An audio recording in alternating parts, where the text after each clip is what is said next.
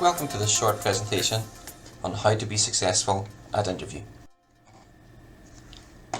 What we'll do during this session is have a look at a general introduction, but the two key points are focused on your preparation and your presentation during the interview, and then finally we'll sum up at the end.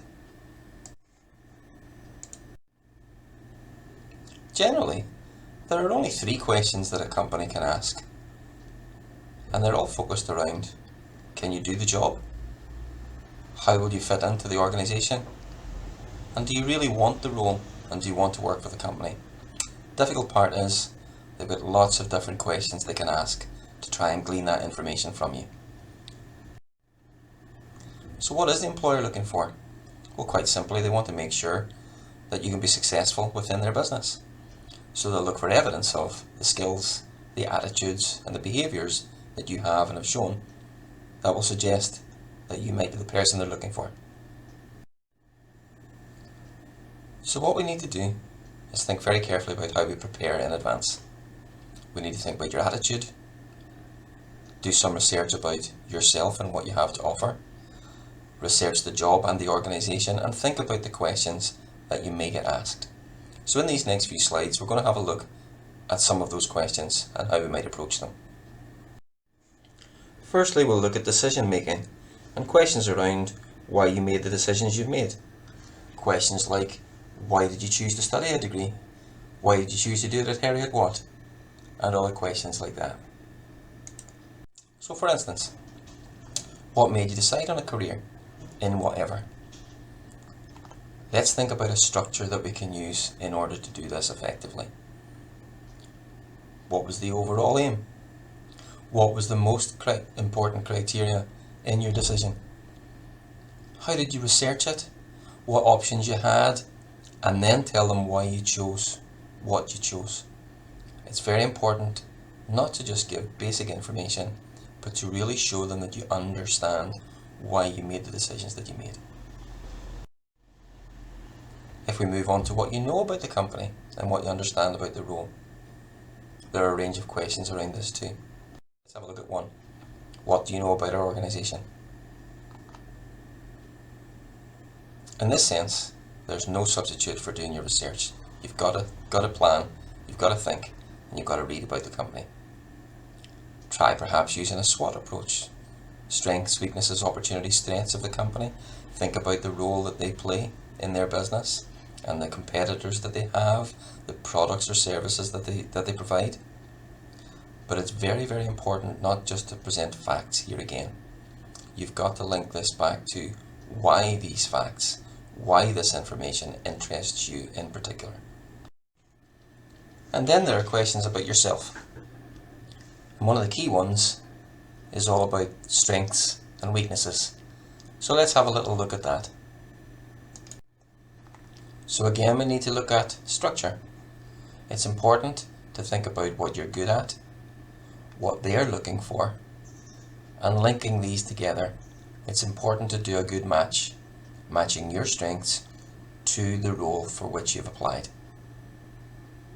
That can be in terms of technical skills and experience you've developed from similar jobs over the summer, but making sure that these match as closely as you can. Even with questions about weaknesses, we can redefine these positively as opportunities for development.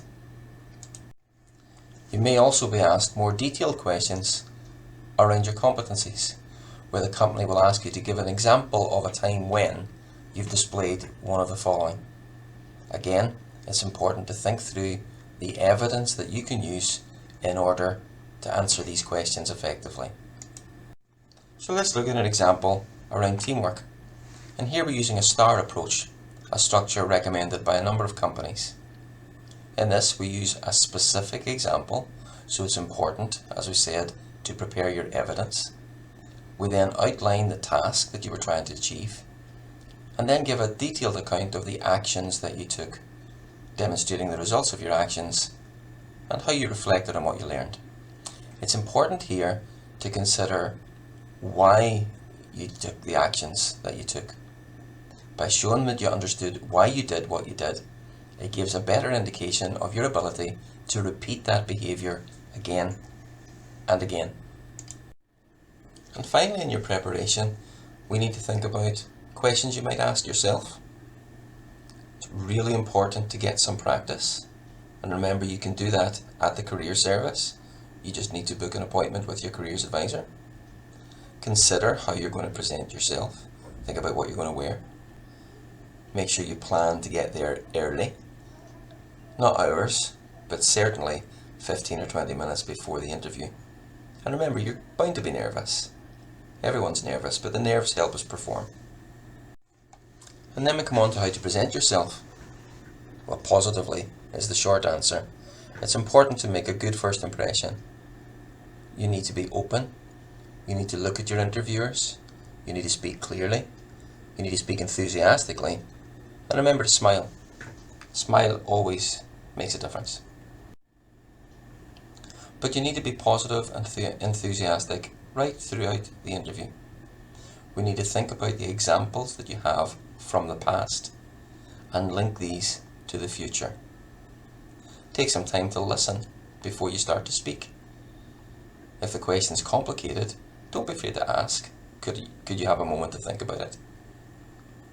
But the structures that we've discussed will allow you to avoid waffling, but will also give you the opportunity to give depth to your answers.